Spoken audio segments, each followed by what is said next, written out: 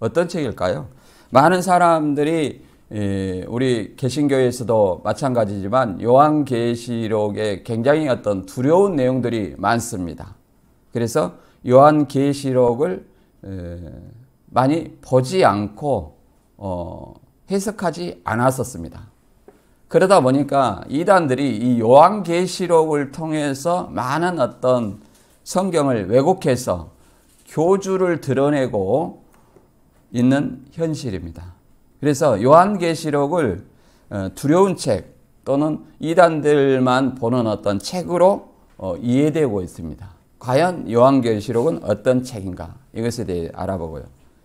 그 다음에 요한계시록은 어떤 시대 배경을 가지고 있는가? 크게 이제 이게 네로 황제 시대 배경을 가지고 있다. 또는 도미티안 황제 시대 배경에 쓰여졌다. 이렇게 생각을 하고 있습니다. 그럼 과연 어느 시대 배경을 토대로 이 쓰여진 책인가? 그 다음에 세 번째, 요한계시록을 어떻게 해석해야 되느냐? 자, 가장 중요한 것이 요한계시록의 이제 천년설의 견해가 여러 가지 있습니다. 무천년설이다. 또 역사적 전천년설이다. 또 후천년설이다. 세대주의적 전천년설이다. 이런 어떤 여러 가지 견해가 있습니다. 그럼 가장 올바른 견해는 무엇이고 잘못된 것은 무엇이냐?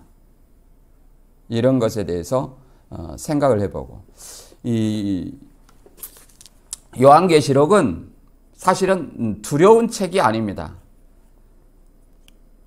박해와 소망 가운데 있는 그 사도 요한 당시에 박해 가운데, 환난과 박해 가운데 있는 그 가운데에 있어서 새하늘 새 땅에 대한 어떤 소망을 주기 위한 책이다. 이렇게 보시면 됩니다.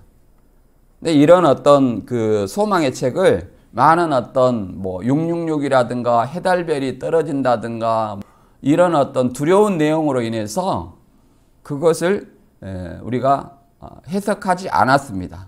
그런데 요한계시록은 두려운 책이 아니라 우리한테 박해와 환난 가운데 있는 우리에게 소망을 주는 책이다. 이것에 대해서 우리가 생각을 해보면서 이제 본문 요한계시록 1장 1절에서 3절 말씀을 통해서 이제 쭉 한번 알아보도록 하겠습니다.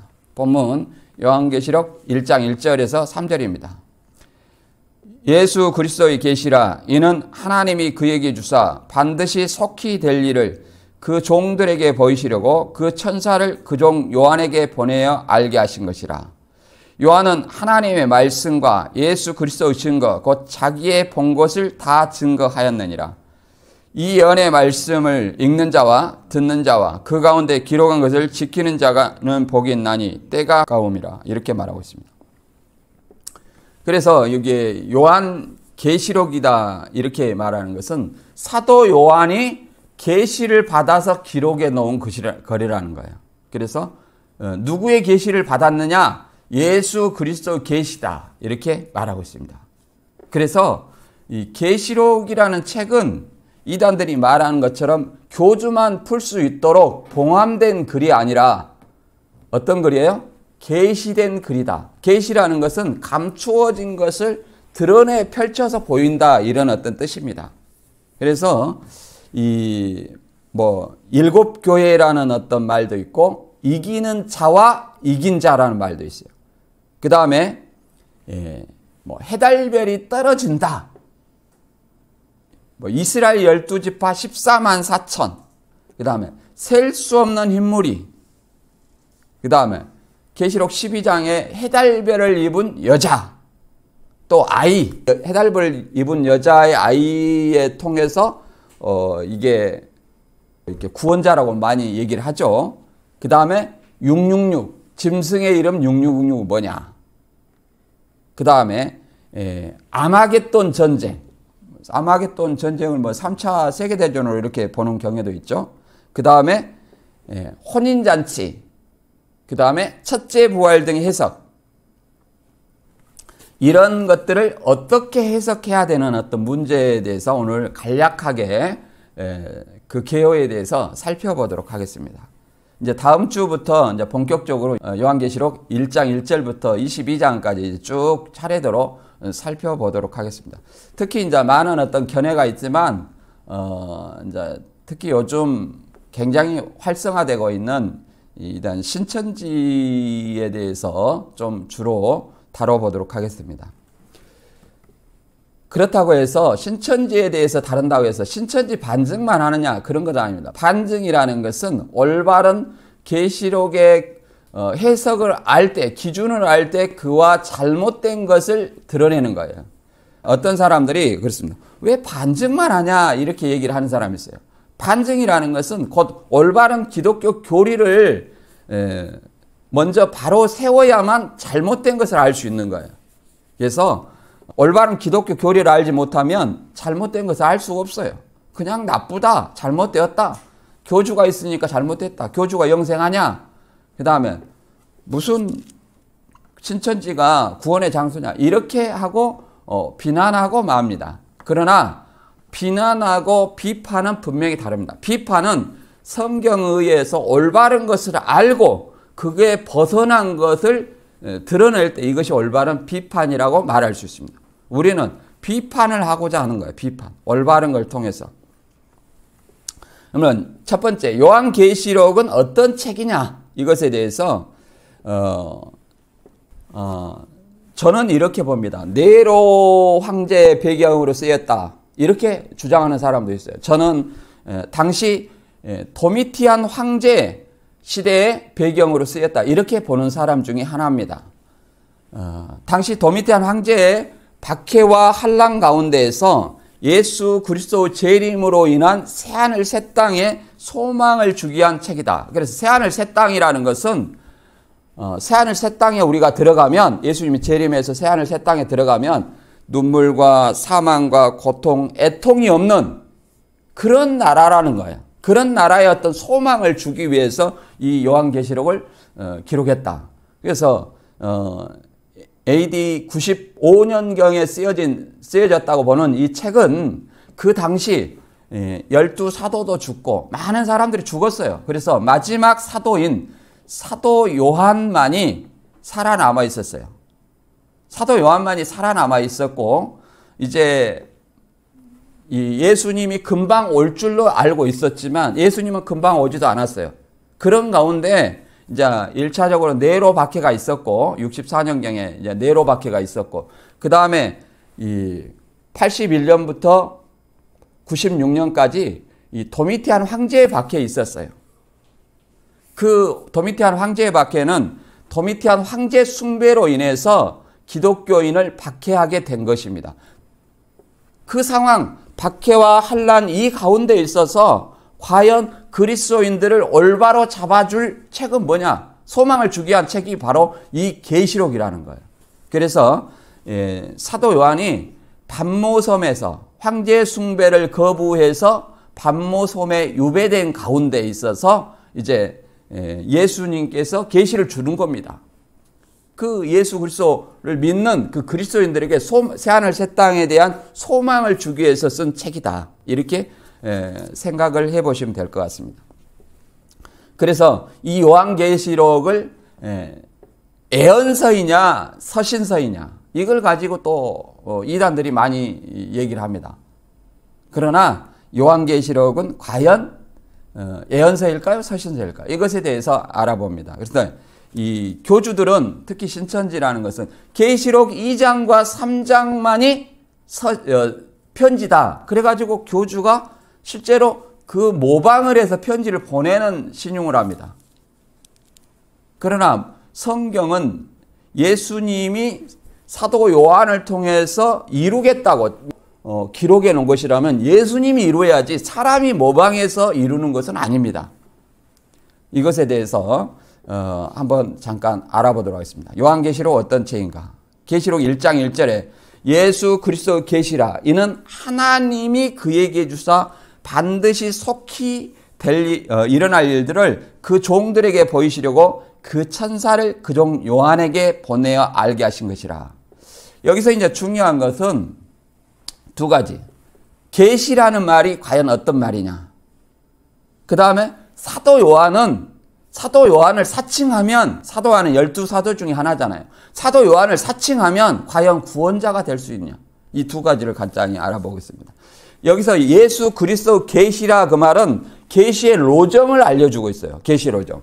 무엇을? 그 종들에게 반드시 속히 될 일. 반드시 속히 될 일은 이 요한 계시록을 얘기하는 거예요.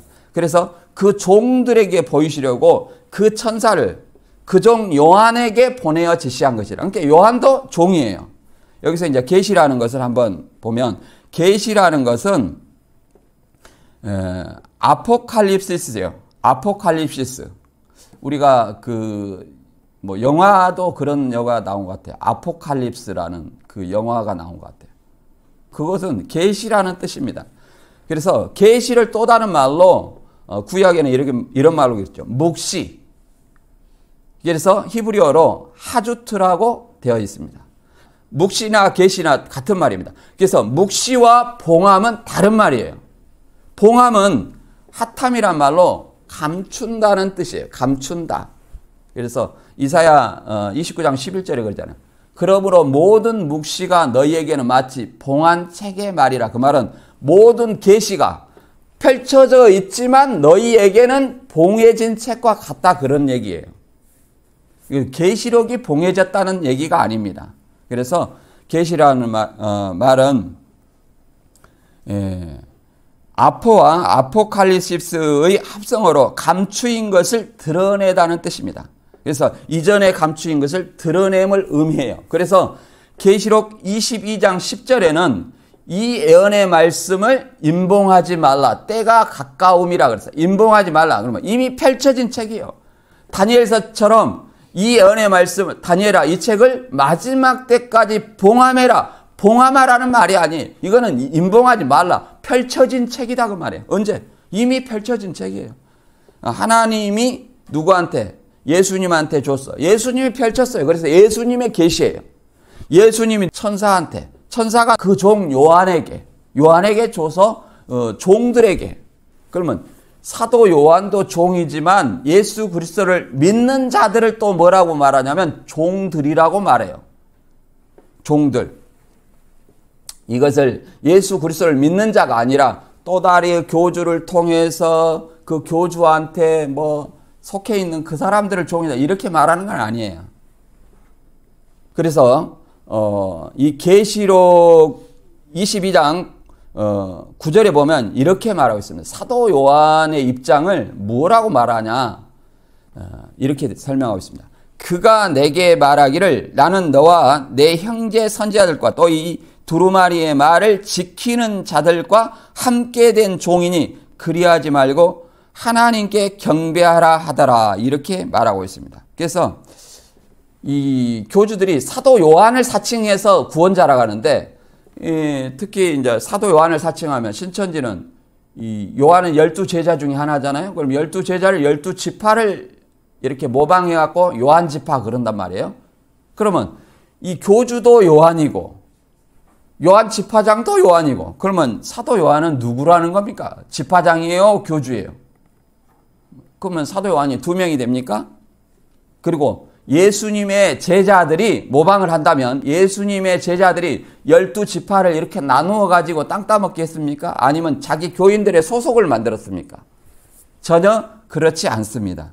여기서 22장 9절에는 이 사도 요한이 천사한테 경배하려고 하니까 천사가 이 자기의 입장과 사도 요한의 입장을 설명해 주고 있는 거예요. 야, 사도 요한이 그가 내게 말하기를, 천사가 사도 요한에게 말하기를, 천사가 나는 너나 내 형제 선지자들이나 또 이 두루마리를 지키는 자들과 함께 된 종이다. 똑같은 종이다, 그 말이에요.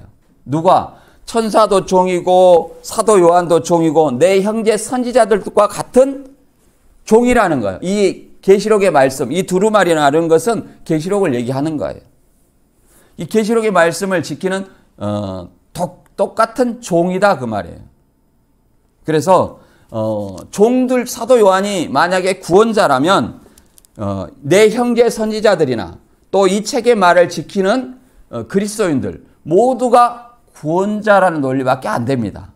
그래서 이 사도 요한을 사칭한다 해서 절대 구원자가 될 수 없고 사도 요한은 종들 중에 하나다. 계시록 19장 10절에도 동일하게 그렇게 말하고 있습니다. 이게 현대인의 성경을 통해서 한번 읽어볼게요. 내가 그 천사의 발 앞에 엎드려 경배하라고 하자. 그는 이렇게 말했습니다. 그렇게 하지 말아라. 나도 너와 예수님의 증거하는 내 형제들과 마찬가지로 하나님의 종에 불과하다. 그렇잖아. 야, 너나 예수님을 증거하는 네 형제들이나 똑같은 종이다. 그러니까 같은 종이라는 거예요. 다만 사도 요한은 특별히 계시를 받아서 같은 종들에게 이 편지를 기록한 거죠. 예수님의 계시를 봐서 기록해가지고 이 형제들에게, 이 종들에게 알리기 위해서 기록한 기록자일 뿐입니다. 그걸 얘기를 하고 있습니다. 그 다음에 이 요한계시록은 애언서인가 서신서인가 이 말을 많이 합니다. 이단들은 애언서다. 무슨 서신서냐 이렇게 얘기를 합니다. 그것은 1장 3절에 이 애언의 말씀을 읽는 자와 듣는 자와 그 가운데 기록한 것을 지키는 자가 복이 나니 때가 가까움이라. 그래서 애언의 말씀이라고만 강조합니다. 그러나 사도 요한은 1장 4절에 뭐라고 말했냐면 요한은 아시아에 있는 7 교회에 편지하노니 이제도 계시고 전에도 오시고 장차 오실 이와 이렇게 말합니다. 7 교회에 편지한다는 것은 이것이 뭐라고 말하는 거예요? 편지라고 말하는 거예요. 그래서 이 편지 형식의 글은 뭐 에베소서나 빌립보서나 골로새서나 고린도서나 이런 것이 다 뭐예요? 편지 형식의 글이에요. 그래서 동일한 사도 요한이 1장 4절에 말하는 7 교회에 편지하노니 이 말이 에베소 1장 1절에도 나와 있습니다. 사도된 바울은 에베소에 있는 성도들과 그리스도 예수 안에 있는 신실한 자들에게 편지하노니 빌립보서 1장 1절에도 감독들과 집사들에게 편지하노니 골로새서 4장 16절에도 이 편지를 뭐라고 말하냐면 회라명 편지라고 그래요. 물론 그 당시에는 어떤 편지였냐면 두루마리예요. 오늘과 같은 이런 그 편지가 아니야. 두루마리. 그래서 계시록 1장 11절에 보면 이 2장과 3장만 편지가 아니라 계시록 전체가 한 두루마리 편지라는 것을 알 수 있어요. 가로되 너 보는 것을 책에 써서 에베소, 서머나, 버가모, 두아데라, 사대, 빌라델비아, 라오디게아 7 교회에 보내라 이렇게 말을 하고 있습니다. 그래서 여기서 책에 써서 그 말은 무슨 말? 영어로 write on a scroll이란 말입니다. 그래서 이걸 그대로 해석하면 한 두루마리에 써서 이게 계시록이 전체 한 두루마리예요. 에베소에 편지 하나 보내고 서머나에 편지 하나 보내고 버가모에 편지 하나 보내는 것이 아니라 이 한 두루마리예요. 계시록 전체가 한 두루마리를 뭐라는 거면 이것을 에베소에 보내고 서머나 보낸 것이 아니라 이거 한 두루마리를 에베소, 서머나, 버가모, 사대, 빌라델비아, 라오디게아에 이렇게 돌려보내는 거예요. 그러면 7 교회라는 것은 그 7이라는 숫자는 완전수예요. 그 당시에 있는 모든 어떤 교회를 대표하는 7 교회라고 말할 수 있습니다. 그래서 한 두루마리를 뭐라고 하냐면 돌려서 보는 것을 회란명 편지라고 그래요. 오늘날처럼 이 인쇄술이 발달했고 종이가 발달했으면 에베소에도 보내고 서머나에도 보내고 다 이렇게 하겠죠. 할 수도 있어요. 그러나 또 이것이 예수님의 계시고 하나님의 말씀이기 때문에 동일한 그 말씀을 뭐예요? 돌려서 보는 거예요. 돌려서. 그래서 이것을 회라명 편지라고 말합니다. 회라명 편지. 골로새서 4장 16절에도 이런 회라명 편지임을 알 수 있는 내용이 있습니다. 이 편지를 너희에게서 읽은 후에 라오디게아 인의 교회에서도 읽게 하라 하고 또 라오디게에서 오는 편지를 너희도 읽으라. 이게 돌려가면서 읽은 거예요. 그러니까 이 요한계시록은 사도 요한 당시의 편지이면서 그 당시에 모든 어떤 교회들도 읽어야 될 편지, 헤라명 편지예요. 더 나아가서 시간과 공간적으로 오늘날 우리에게도 동일하게 읽어야 될 메시지라는 사실을 알아야 됩니다. 그래서 오늘날 우리가 이걸 읽어야 되는 거예요. 그러면 요한계시록은 어떤 책이에요? 예수님 편지라고 그랬죠? 또 예언이라는 말도 있죠. 그래서 예언을 기록한 서신서다. 다시 말하면 예수님의 계시로 사도 요한이 보고 들은 예언의 말씀을 기록한 7교회에 보낸 서신서다. 오늘날에는 모든 교회가 동일하게 이 말씀을 봐야 할 예언을 기록한 서신서라고 말할 수 있습니다. 그래서 예언서라고만 주장하는 것도 이게 잘못된 거고 서신서라고만 주장하는 것도 잘못된 거예요. 그래서 이 요한계시록의 이 기록 형식이 편지 형식의 글이에요. 그래서 이 요한계시록은 편지 형식의 구조를 가지고 있어요. 어떻게 가냐? 1장 1절부터 3절까지는 예수 그리스도의 계시에 대해서 나왔는데 서언이에요. 서언. 그 다음에 1장 4절부터 8절까지는 구름 타고 오시는 예수님에 대해서 서론을 말하고 있습니다. 서론이라는 것은 전반적인 것을 다루는 거예요. 어떠한 것들이 뒤에 기록하겠다. 그리고 이제 1장 9절부터 22장 5절까지는 본론입니다. 본론이에요.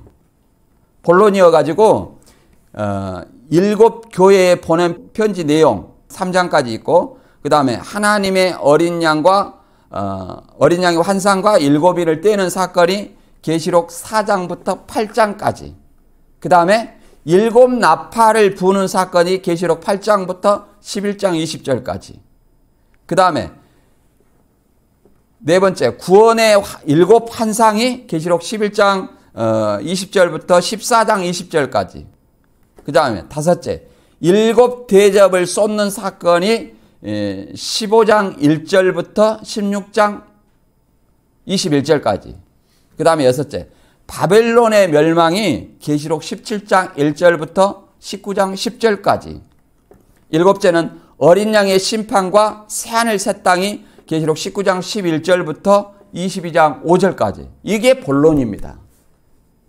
그리고 결론으로 계시록 결론과 및 축복 기도가 계시록 22장 6절부터 마지막 절까지 기록되었습니다. 그리고 이 계시록은 시간 순서대로 기록된 것이 아니에요. 시간 순서로.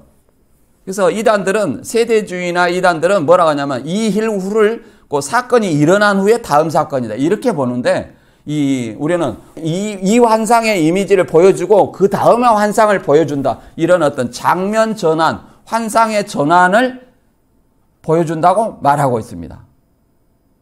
왜 그러냐면 만약에 시간 순서라고 한다면 계시록 6장에 해달별이 떨어지는 사건이 있어요.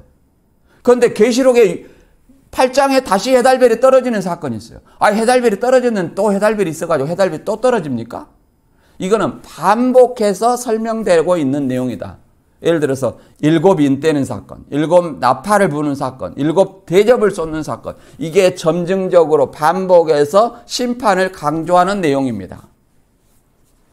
그래서 이것이 시간 순서로 보는 것, 특히 이일 후라는 어떤 신천지의 어떤 논리는 완전히 맞지 않습니다. 왜 그러냐면 그렇게 자기들이 어떤 실상을 내놓는다고 해도 내놓지를 못해요. 그래서 요한계시록은 어떤 형태로 봐야 되냐. 이 계시문학이고 묵시문학이다. 이렇게 볼 수 있습니다. 그래서 계시문학이라는 건 아포칼립틱 리터레이처 이렇게 말합니다. 이스라엘의 역사와 연관해서 북이스라엘은 아수르에 멸망했죠. BC 722년에. 그리고 남유다는 바벨론에게 586년에 멸망했어요. 그래 포로가 됐죠. 그다음에 이사야, 에레미야, 에스겔 이런 요엘 선지자를 인용해서 계시록을 기록해 놓은 거예요. 그러니까 계시록을 보면 구약의 말을 굉장히 인용한 말들이 많이 나오는 거예요. 그리고 이 계시록을 그냥 무조건 기록하는 건 아니에요. 어느 정도 하나님의 백성들은 알아먹을 수 있고 그 당시에 하나님의 백성을 핍박하는 노마라든가 이 사람들은 알아먹지 못해야 돼요. 그래서 예를 들어서 이 바벨론은 뭡니까? 노마의 핍박이다 이러고 노마의 멸망이다 이렇게 기록하면 안 되겠죠. 그래서 뭘 표현하냐면 노마를 대신해서 바벨론의 멸망을 이렇게 설명해 놓은 겁니다. 바벨론 멸망. 그래서 이렇게 묵시문학의 형태로 이렇게 기록되어 있어요. 그래서 이 당시 또 사도 요한의 어떤 그 당시 시대 배경을 기록을 했어요. 시대 배경을 통해서 장례사를 기록해 놓은 거예요. 그래서 1차적으로는 그 시대 배경이기 때문에 1차적으로 그 시대에 이런 일이 있습니다. 그래서 성경은 그 시대를 벽에 장례사를 기록해냈지만 뭐 교주를 나타낸 것도 아니고 오로지 신구약 모든 성경은 예수 그리스도 중심으로 해석이 되어야 돼요. 구약은 오실 메시아에 대한 어떤 설명이고 신약은 오신 그리스도와 다시 오실 예수님에 대한 기록이에요. 그래서 제가 말씀드렸잖아요. 계시록은 어떤 책이냐? 박해와 환난 가운데서 새하늘 새 땅에 대한 예수 그리스도 재림으로 말미암은 새하늘 새 땅에 대한 소망을 담은 책이다. 새하늘 새 땅은 눈물과 슬픔과 고통과 애통, 사망이 없는 영생하는 그런 낙원의 세계다. 이렇게 말할 수 있습니다. 그래서 기록 연대의 추정은 자, 뭐 많은 견해가 있습니다만 두 가지로만 얘기했고요. 첫째, 네로 통치 기간으로 봅니다. 54년에서 68년. 이렇게 보는데, 이제, 네로 황제의 박해는 64년부터 있었어요. 64년에서 4년과 8년까지 있었죠. 로마 대화재 이후 64년 박해의 시기로 보낸 견해예요. 그래서 계시록 13장 18절에 666이라는 숫자를 네로 황제로 보는 거예요. 네로 황제. 네로 시대에 기록됐다고 보기 때문에 그렇게 봅니다. 그래서 네로 황제라는 네로 카이사라는 말이 이 이름이 게마트리아로 히브리 글자로 합산했을 때 그 네로 황제의 이름이 666이 나와요. 또 교황으로 보는 사람도 있어요. 안식일 계통에서는 이렇게 많이 보는데 이렇게 교황의 모자에 뭐가 돼 있어요? 비카리스 휠리데이라 해가지고 이걸 또 합산하면 666이 나온다는 거예요. 그렇게 보는 경우도 있어요. 그러나 또 둘째는 또 누구 기간으로 보냐면 도미티안 황제 통치 기간으로 보는 견해가 있습니다. 81년부터 96년까지 약 15년 동안 통치를 했는데 이게 전통적 견해입니다. 저도 이 도미티안 황제 통치 기간에 이 사도 요한이 계시록을 기록했다 이렇게 봅니다. 이 통치 시기에 아시아 7교회의 성장이 있었고 특히 도미티안 생전에 자신을 주와 하나님으로 숭배하게 했어요. 그래서 이 노마는 이 일대 황제부터 선정을 베풀면 사후에 원로원에서 황제 그 신상을 만들어서 황제 숭배를 하게 했습니다. 신격화시켰어요. 그러나 이 도미티안은 자신의 살아있을 때 자신을 주와 하나님으로 숭배하겠다 이 말이에요. 살아있을 때. 그래서 계시록 13장 15절에 보면 이런 말이 있어요. 짐승의 우상에게 경배하지 아니한 자는 몇이든지 다 죽이게 하더라 그런 말이 있습니다. 여기서 짐승이라는 것은 하나님의 백성을 핍박하는 존재를 얘기해요. 이게 666 짐승이라고 말하죠. 그래서 네론이 도미티안이니 또 교황이니 이렇게 말해요. 더 나아가서는 또 어떤 사람은 베리칩이라고도 말하죠. 뭐 BC 카드 나올 때 그 카드로 매매 못한다고 해가지고 그렇게도 얘기하는데 요새는 그렇게 보는 사람이 별로 없습니다. 베리칩이라고도 말하죠.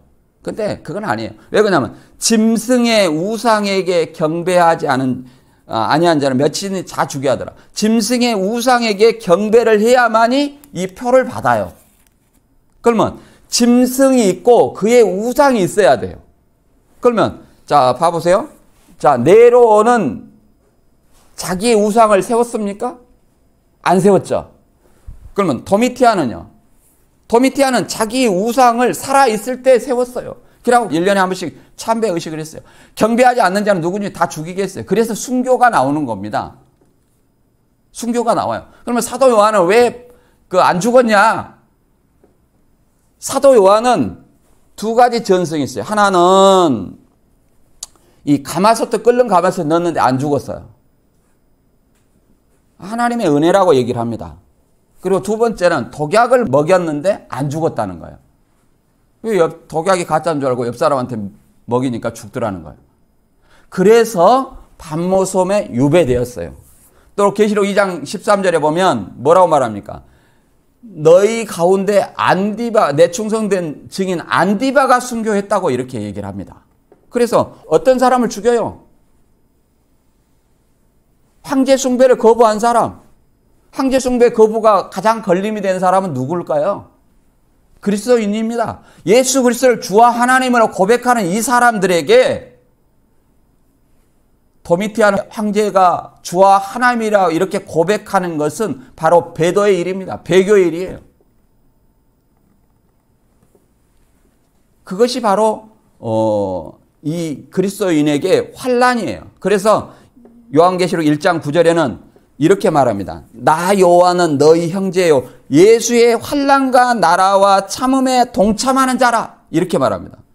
그리고 하나님의 말씀과 예수를 증언하였으므로 말미암아 반모란 섬에 있었던, 그러니까 이 환난, 이 핍박과 박해 가운데에서 그것에 동참하기 위해서 하나님의 말씀을 지키기 위해서 반모란 섬에 유배됐다고 이렇게 말합니다. 그래서 저는 요한계시록 기록 연대를 95년경으로 봅니다. 그래서 이 도미티안 황제가 정확히 짐승과 일치해요. 자기 우상을 세웠기 때문에. 그러니까 이게 교황도 아니에요. 교황도 자기 우상, 자기 신상을 세워가지고 경배해서 경배하지 않는 사람 다 죽였나요? 경배한 사람 펴주고? 그렇지 않았어요. 그래서 로마 황제 중에 도미티안 황제를 저는 666 짐승으로 보는 이 견해를 따릅니다. 그래서 계시록 13장 17절에 이런 말이 있습니다. 누구든지 이 표를 가진 자 외에는 매매를 못하게 하니 이 표는 짐승의 이름이나 그 이름의 수라. 지혜가 여기 있으니 총명이 있는 자는 그 짐승의 수를 세어보라. 그 수는 사람의 수니 666이니라 이렇게 말합니다. 뭐라고 말합니까? 이 표를 가진 자는 매매를 못하게 한다 하니까 이게 옛날에 BC 카드 카드 나올 때, 신용카드 나올 때는 이것 가지고 매매를 하잖아요. 그러니까, 이것이 666이다. 그리고 또 바코드 나오니까 그것이 666이다. 또 컴퓨터 나오니까 컴퓨터가 이진수로 돼가지고 666이다. 이렇게 얘기를 했었습니다. 그냥 오늘날에는 이제 이 노선을 계속 쫓은 사람들은 뭐라고 말하냐면, 베리칩이라고 말해, 베리칩. 그걸 해가지고 이제 나중에, 이게 손목에다가 이렇게 심어가지고, 이렇게 해갖고, 매매를 한다는 거예요. 근데 요즘에는 어떻게 하냐면 무인 편의점이 있어요. 그러고 들어가면 인식이 돼버려. 자동으로. 이 베리칩 안에도. 그래가지고 물건을 들고 나오면 이치 추적해가지고 딱 자동으로 계산이 돼버려요. 중국에서는 이게 실행이 되잖아요. 우리나라는 되는지 안 되는지 잘 모르겠습니다. 이것도 안 맞는 거예요. 왜 그러냐면 이 표는 누구한테 주냐면 짐승과 우상에게 경배하는 자에게 주는 거예요. 이게 반드시 뭐가 있어야 돼요? 짐승이 있고 그 짐승의 형상을 딴 우상이 있어야, 신상이 있어야 돼요. 그에게 경배한 자에게 이 표를 주는 거예요. 신천지는 이 우상을 17명의 목사다 그러는데 그 17명의 그 목사가 우상입니까? 그러면 그에게 경배하면 그 경배한 사람이 받아야지. 그 17명의 목사가 거짓 목자여갖고 설교권입니까? 자기가 자기한테 경배해가지고 표 받아요? 우상에게 경배한 사람의 표를 주는 거예요. 그래서 이 표를 가리지 않은 매매를 못하게 한다는 것은 경배하지 않는 자는 어떻게 돼요? 다 죽이게 해요. 그러니까 순교를 하죠. 안 죽은 사람은 사도 요한처럼 반모섬에 유배되고 그 다음에 안디바처럼 순교를 하고 그러잖아요. 근데 살아있는 사람은 표를 받은 자겠죠. 표를 받은 자는 경제활동을 합니다. 경제활동을 해요. 우리 삶 자체가 뭐예요? 경제활동이에요. 그래서 매매를 못하게 하니 이 표는 뭐라고 하냐면 짐승의 이름이나 그 수라고 합니다. 짐승의 이름이라는 것은 아까도 말했지만 게마트리아로 예를 들어서 로마 황제 네로 카이사르나 뭐 교황 비카리스 휠리데이나 또 도미티안 황제의 이름이나 이게 다 666이 나와요. 게마트리아로. 전부 666이 나옵니다. 그러나 가장 정확한 것은 짐승과 우상에게 경배하는 자가 있어야 돼요. 짐승과 우상이 있어야 돼요. 짐승의 우상이 있어야 돼요. 그러면 거기에 가장 적합하는 것은 어디냐? 이 도미티안 황제다. 그래서 저는 이 도미티안 황제 때 실제로 황제 숭배를 하면 황제 신상에게 숭배를 하면 황제의 어인이 찍힌 표를 그 사람한테 줍니다. 그러나 그리스도인들은 이것에 상당히 딜레마가 있죠. 예를 들어서 거짓말 잘하는 신천지 같으면 어떻게 하겠어요? 가서 경배를 하죠. 그래가지고 와서 뭐라 했습니까? 오늘 죽을라다 살았다. 간신히 거짓말 쳐가지고 이렇게 얘기를 하겠죠. 이게 무슨 신앙입니까? 신앙이라는 것은 이 베들로처럼 이렇게 나는 모른다 하고 저주하면서 부인하는 것이 아니라 자기 목숨을 버리는 거예요. 많은 사람들, 자기를 핍박하는 많은 사람들 앞에서 누구든지 나를 시인하면 나도 내 아버지 앞에서 저를 시인할 것이요. 나를 부인하면 나도 저를 부인하리라. 마태복음 10장 32절에 그렇게 기록되어 있지 않습니까? 그래서 입으로 시인하여 구원을 얻는다고 그랬어요. 입으로 시인하여서. 그게 목숨을 건 거예요. 이 폴리카압은 자신이 86세 때 순교할 때 그렇게 말했다지 않습니까? 이 황제 숭배를 해라. 그러니까 뭐라고 말했다니까. 나는 86세까지 지금까지 살면서 주님은 나에게 어떠한 잘못도 하지 않았는데 내가 어떻게 그분을 배신할 수 있겠느냐 하면서 스스로 볼길 속으로 걸어 들어갔다고 이렇게 말합니다. 그것이 진정한 신앙이에요. 그러니까 이 당시에도 많은 어떤 배도자들이 있었겠죠. 예수님을 부인하고 황제 숭배를 한. 그 우리가 가깝게는 일제 신사참배도 있습니다. 또 이단들은 이걸 가지고 계속 얘기를 해요. 일제 신사참배 때 손양원 목사나 주기철 목사는 일제 신사참배를 거부해서 옥사에서 순교했다고 이렇게 전해집니다. 그걸 가지고 너 장로교는 그의 후손이 아니냐. 지금 일제 신사참배 하는 데가 이제 고신파거든요. 고신 측인데 장로교는 너희 신사참배 후손이 아니냐. 그 신사참배한 거 선배들이 하는 것은 잘못됐죠. 우리가 마땅히 회개해야 되고 그 후손의 죄를 계속 담당한 것이 아니에요. 예수님의 이전까지는 그 조상의 죄가 후손에게 전가될지 모르지만 각자 자기의 죄는 자기가 담당하리라고 에레미야 31장에 그렇게 나와 있습니다. 내가 예수 그리스도를 믿으면 내 죄가 사해져요. 아담으로부터 전해진 원죄도 사해지는 거예요. 그런 것이지 계속 전해졌다. 그렇게 말한 사람은 자기들이 그렇게 핍박하는 사람, 그렇게 말한 사람은 자기들이 그 조상의 일제 신사참배한 사람의 후손임을 스스로 입증하는 거예요. 스스로 입증하는 거다. 우리는 지나간 시대에는 거울과 교훈으로 삼아야 되고 경계로 삼아야 되고 오늘 우리 자신이 중요해하는 거예요. 내가 어떻게 살 것인가. 이거 가장 중요한 거예요. 그러지 지나간 시대가 중요하지 않습니다. 지나간 시대는 거울과 경계로 삼는 거예요. 이게 오늘 말씀은 이제 여기를 다시 한번 살펴보고 정리하고 마치도록 합니다. 자, 요한계시록은 어떤 책입니까? 요한계시록은 AD 95년경에 사도 요한이 1년 6개월 동안 황제 숭배를 거부해서 반모섬에 유배되었을 당시에 쓰여졌다고 많은 사람들이 전통적인 견해입니다. 저도 그렇게 봐요. 그래서 이 시대, 도미티안 황제 시대의 배경으로 이걸 쓰여졌기 때문에 이 도미티안 황제가 666 짐승이라 이렇게 보는 겁니다. 실제로 도미티안 황제의 살아있을 때 자신의 우상을 만들어서 그 우상에게 경배하게 하고 그 경배한 사람에게 표를 주고 그렇지 않은 사람은 뭐예요? 다 죽이게 하더라. 순교의 역사가 일어났다. 그래서 계시록 13장 17절과 18절 다시 한번 읽어보면 이렇게 말합니다. 누구든지 이 표를 가진 자 외에는 매매를 못하게 하니 이 표는 짐승의 이름이나 그 이름의 수라. 지혜가 여기 있으니 총명 있는 자는 그 짐승의 수를 세어보라. 그 수는 사람의 수니 666이라. 그건 뭐예요? 짐승의 이름이라는 거예요. 뭐 오평호 이름이 666이라는 거 아니에요. 짐승의 이름. 누구예요? 이거는 게마트리아로 뭐 이렇게 히브리어나 헬라어의 이게 영어 알파벳이면 뭐 알파벳 A는 1, 뭐 B는 3, 뭐 C는 뭐 4, 뭐 이런 식으로 이렇게 나간다는 겁니다.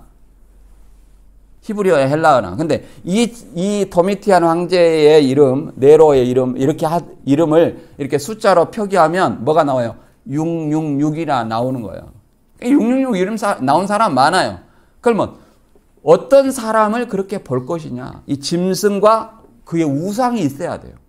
그리고 그 우상에 경배하게 하고 경배하지 않는 자는 다 죽이게 해야 돼요. 이것과 정확히 일치되는 것은 자, 베리칩도 아니고 네로도 아니고 교황도 아니에요. 누굽니까? 이 사도 요한 당시 기록될 당시에 도미티아 황제라는 거예요. 그래서 사도 요한도 이렇게 말하고 있습니다. 반모섬에 유배된 이유가 뭐냐? 계시록 1장 9절에 나 요한은 너희 형제요. 구원자가 아니에요. 종들이라고 표현하고 형제라고 표현하는 거예요. 예수의 환난과 나라와 참음에 동참하는 자라고 하죠. 예수의 환난은 뭐예요? 지금 도미티안 박해를 얘기하는 거예요. 박해받는 그 사람에게는 뭐예요? 환난이에요. 환난. 그리고 하나님, 이 박해받는 것이 뭐예요? 하나님 나라에 동참하는 거예요. 하나님 나라에 동참. 그냥 내가, 아이고, 뭐, 구원받았으니까 이걸 누려라. 이게 하나님 나라에 동참하는 것이야. 박해가 있으면 내가 그 믿음을 지키기 위해서 그게 박해에 동참하는 거예요. 예수 그리스도가 십자가 우리를 위해 지셨듯이 우리도 예수님의 그 고난을 동일하게 받고 그 박해에 동참하는 것이 뭐예요? 하나님 나라에 참여하는 거예요. 하나님 말씀과 예수의 증언하였음으로 말미암아 반모라는 섬에 갇혔다 이렇게 얘기를 하잖아요. 마지막으로 한 구절 더 읽어볼까요? 계시록 14장 11절과 12절. 이걸 읽고 정리하고 마치겠습니다. 그 고난의 연기가 세세토록 올라가리로다. 짐승과 그의 우상에게 경배하고 그 이름의 표를 받는 자는 누구든지 밤낮 쉼을 얻지 못하리라. 그렇죠? 짐승과 그의 우상이에요. 그러니까 예를 들어서 박정희가 있다면 박정희 동상이 있죠? 그런 것처럼 도미티안 황제가 있으면 그 도미티안 황제의 동상, 신상 이걸 세운다는 거예요. 그래가지고 거기에 경배하는 자는 경배하고 표받는 자는 경배해야만이 그 경배한 그 증표로 표를 주는 거예요. 황제의 의인이 찍힌 표를 주는 거예요. 그런 자는 세세토록 고난을 받는다. 불과 요한못에 간다는 얘기죠. 그 다음에 12절에 성도들의 인내가 여기 있나니 그들은 하나님의 계명과 예수 믿음을 지키는 자니라. 그 왜 짐승과 우상이 경배하지 않는 것이 하나님의 계명과 예수 믿음을 지키는 걸까요? 하나님의 계명은 뭡니까? 다른 신 섬기지 말라, 우상 숭배하지 말라. 지금 도미티안 황제를 주와 하나님으로 숭배하라고 하잖아요. 그리고 우상을 섬기라고 하잖아요. 이것이 뭐예요? 하나님의 계명, 십계명 어기는 거고 예수님의 믿음은 뭡니까? 예수님의 믿음은 입으로 시인해서 구원을 받으라는 거예요. 누가? 예수가 그리스도다. 예수가 나의 구주다. 그리고 마태복음 10장 32절에는 그렇게 말하고 있지 않습니까? 사람들 앞에서 누구든지 나를 시인하면 나도 내 아버지 앞에서 저를 시인할 것이지만 그렇지 않고 사람들 앞에서 나를 부인하면 나도 저를 부인하겠다 이렇게 말합니다. 그래서 우리는 베드로처럼 부인하는 사람이 아니라 어떤 일이 있더라도 어떤 박해와 환난 가운데서 이 사도 요한처럼 충성된 증인 안디바처럼 예수 그리스도를 부인하지 않고 예수 그리스도를 시인하고 그런 믿음을 소유하는 자가 뭐예요? 인내와 믿음을 소유하는 자가 진정 승리자라고 말할 수 있는 것입니다. 저 여러분이 다 하나님의 말씀과 예수님의 계명을, 하나님의 계명과 예수님의 믿음을 지켜서 다 인내하는 저와 여러분이 되시길 바랍니다. 오늘 말씀 여기서 마치겠습니다.